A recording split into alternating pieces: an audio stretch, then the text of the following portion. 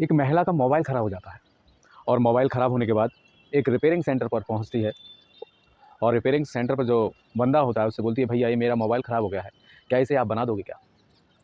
तो वो repairing centre वाला उस महिला का मोबाइल रख लेता है और बोलता है कि अगर मोबाइल बन जाएगा तो आपको सूचित कर दिया जाएगा।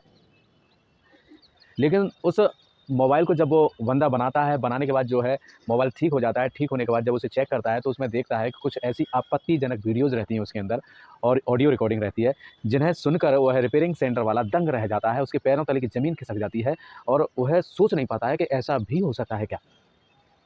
साथियों, आज की यह घटना, सत्य घटना जो मैं सुनाने जा रहा हूँ, ये है आपके पैरों तले की ज़मीन भी खिसका सकती है। साथियों नमस्कार, मैं जो आज कहानी सत्य घटना सुनाने जा रहा हूँ, यह है हरियाणा का एक ज़िला पड़ता है यमुनानगर, और यमुनानगर ज़िले का एक एरिया पड़ता है छप्पर। उस छप्पर एरिया की यह घटना है। एक फ़ौजी होता है, एक पत्नी के साथ रहता है। उन दोनों में काफ़ी समय से विवाद चल रहा था, तो एक पंचायत का आयोजन होता है और उस पंचायत में एक फैसला लिया जाता है कि ये दोनों पति-पत्नी एक दूसरे से अलग होना चाहते हैं, तो दोनों अलग हो जाएँ, हमें इसमें कोई आपत्ति नहीं है। लेकिन उसी बीच उनसे पूछा जाता है कि बच्चों को कौन रखेगा? तो उस फौजी की पत्नी बोलती है कि बच्चों को मैं रखूँगी।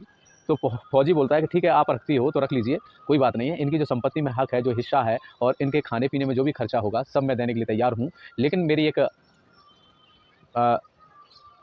कमिटमेंट करना चाहता हूँ मैं तुमसे कि तुम शादी नहीं करोगी।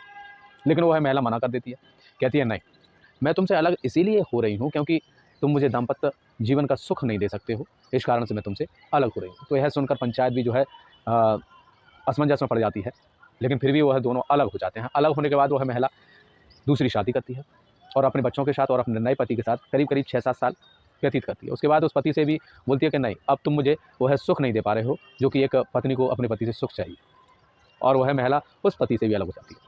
उसके बाद वह तीसरा पति करती है और तीसरा पति करने के बाद उससे भी कुछ साल बाद अलग हो जाती है। उससे भी बोलती है कि मुझे तुम दाम्पत्य जीवन का सुख नहीं दे पा रहे। महिला अपने बच्चों के साथ बड़े सुख से जीवन व्यतीत कर रही थी।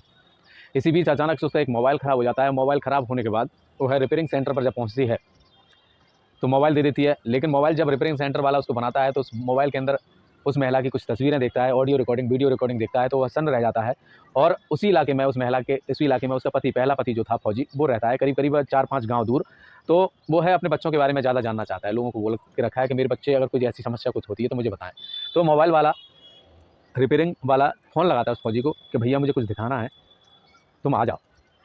तो जब फौजी उसकी दुकान पर पहुँचता है तो आपत्तिजनक वीडियो और ऑडियो रिकॉर्डिंग वगैरह जो भी होती हैं, उनको दिखाता है।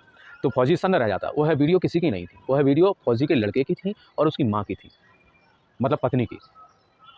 जब एक पति-पत्नी के साथ में जो होता है, वैसा ही वो अपने बच्चे के साथ कर रही थी, और एक पति की तरह जो व्यवहार जो करते हैं, पति से जो व्यवहार किया जाता है, उस टाइप का व्यवहार जो है अपने बच्चे के साथ कर रही थी। जब वो है ऑडियो और वीडियो रिकॉर्डिंग लेकर वो थाने पहुँचता है, बगल छप्पर थाने, फौजी, तो वो ऑडियो वीडियो नहीं दिखाता है उन्हें, लेकिन जो है ऐसी-ऐसी बात बताता है अपने बच्चे के बारे में और अपनी पत्नी के बारे में। तो पुलिस वालों को भी यकीन नहीं होता है।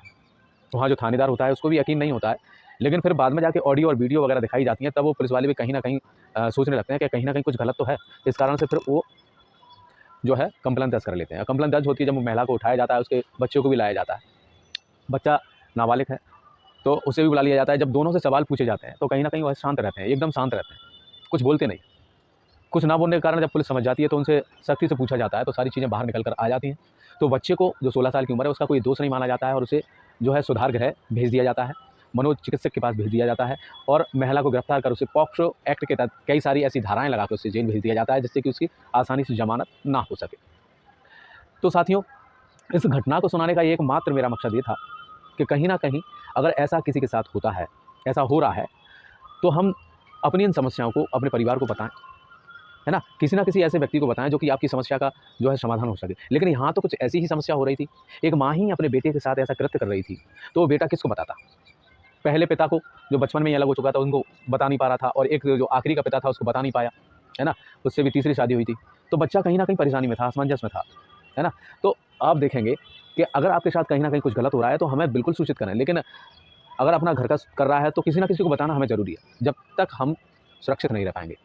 इस समाज में कैसा क्या हो रहा है, आप और हम सोच नहीं सकते। इस समाज के अंदर ऐसी घटनाएँ हो रही हैं कि भाई जो है बहुत ही बुरी घटनाएँ हो रही हैं। तो इस सत्य घटना को मेरा बताने का एकमात्र आप मकसद समझिएगा कि ज़्यादा से ज़्यादा लोगों को शेयर कर दीजिएगा, क्योंकि हम अपने आप को, अपने बच्चों को, सभी को सावधान रख सकें।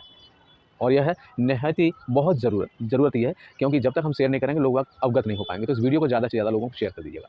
और चैनल पर प्रथम बार आए हैं तो चैनल को सब्सक्राइब कर ऑल का बटन प्रेस कर दीजिएगा, जिससे कि मेरे द्वारा अपलोड की गई हर एक वीडियो का नोटिफिकेशन आप तक सीधे पहुंच सके। जय हिंद, जय भारत।